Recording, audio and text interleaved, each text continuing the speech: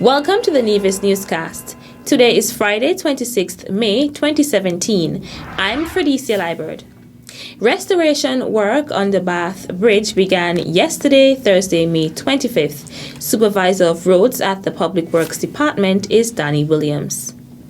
We are actually demolishing the structure that is the Bath Bridge, and we have already started with the construction process where the guys have already started to bend their steels and get ready for making the mattings and the footings and the column steels and so forth for the construction. What we are doing right now is to demolish the existing bridge, as you see, and then we will clean it out this afternoon and make sure the water can flow. And then we have to clean the Bath stream and divert the water to one side where the guys will be able to work and do the construction process for the new bridge. Williams was then asked how long the reconstruction is expected to take. Well, with everything going as planned, we will see the construction starting in the next couple of days, and we expect it within another 3 to 4 weeks that the construction would have been completed, and it will have a curing process of about 21 to 30 days for the concrete, and then shortly thereafter it will be open to pedestrians and motoring public. Earlier in May, the bridge collapsed due to heavy rainfall and has since been closed to vehicular traffic. Williams stated that a temporary bridge will be built to accommodate pedestrians until the bridge is finished. The second annual Agriculture Awareness Month's Pork Festival took place at the DR Walwyn Plaza earlier today. The activity was well received by the public as the booths were filled with persons purchasing their food and vegetable items. We spoke to Permanent Secretary in the Ministry of Agriculture, Eric Evelyn, who was present at the festival. I must say that so far today it has been absolutely fantastic. We've had a steady flow of persons all morning. By after 7, the abattoir booth was swinging, and it is still swinging, and persons came out very early because persons generally tend to love meat. And so we've had the range of pork products available at the abattoir. We also had mutton, we also had beef. The sale has been good. We also been selling some of our vegetables that are produced on the government estates, products like onions or collard sweet peppers produced in the greenhouse, our squash, our pumpkin, and we are also selling the cooked meals. We have the cooked meals that was sold by the Department of Agriculture, as well as the meals sold by the Community Development Division. And from the Community Development Division, we had the mutton and the tripe soup. We had fried fish. We had cornmeal and liver. And of course, in the Department of Agriculture booth, we've had pasta served with Italian sausage. We've had jerk pork served with johnny cake and vegetables. We also had cook-up with pork.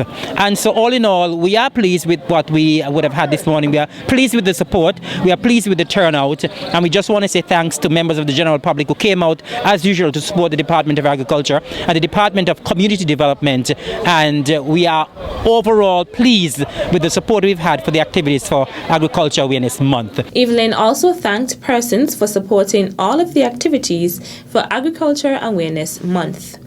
The Department of Community Development partnered with the Department of Agriculture and was also featured on the Pork Festival. A stakeholder meeting for the Community, Family and Youth Resilience Program, CFYR, was held yesterday at the Mount Nevis Hotel. Permanent Secretary in the Ministry of Social Development, Keith Glasgow, delivered the opening remarks. This project has 3 major components, and we will be focusing on one of them today for this consultation. But within this YES project, we have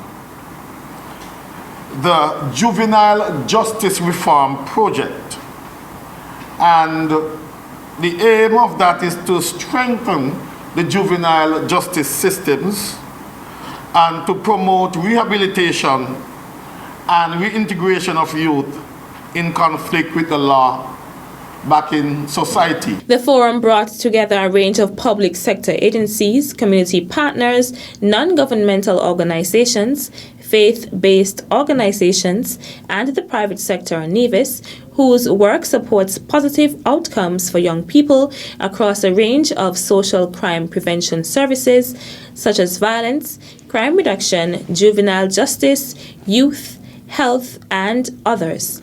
CFYR is based on a social crime prevention model which focuses on addressing the social and economic factors that contribute to violence and criminal behavior and seeks to empower communities to mitigate some of the social factors.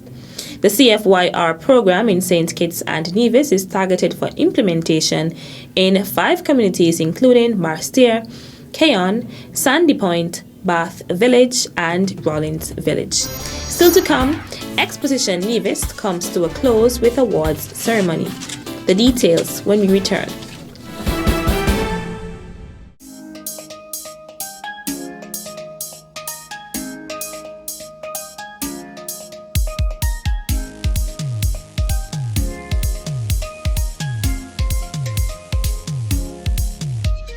Dancing and whining and fretting till the morning. If you like. Drinking, masquerading, live music always playing. If you like. Islands of blue seas where people always smiling. If you like. Street jams and bandstands where people will be jamming. Don't you miss this time, no. Nevis Culture 43.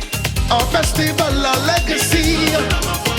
Don't you miss this time, no. Nevis Culture 43. The Caribbean's greatest summer lion. Don't you miss this time, no. Our festival, our legacy. Don't you miss this time, no. The Caribbean's greatest summer lion.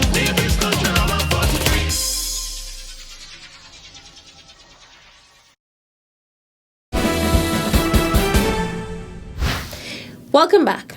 The financial health of the Nevis Island administration is in relatively good shape, according to the Premier of Nevis, the Honourable Vance Amory. He noted that as his administration, especially with the assistance of the Permanent Secretary of Finance, Colin Dorr, has sought to ensure that loan obligations are met and that enough money is there to provide normal government service to the people.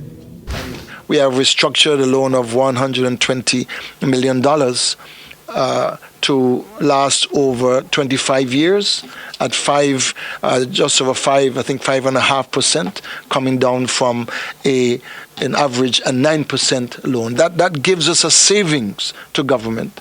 And it is this kind of activity which I'm satisfied that we have been able to restore the financial health, at least through the negotiation of our debt, to make it easier for us to finance the debt and to make it easier for the people. Upon assuming office in 2013, the Nevis Island administration was not current with its loans at National Bank, and the relationship with the bank had become strained.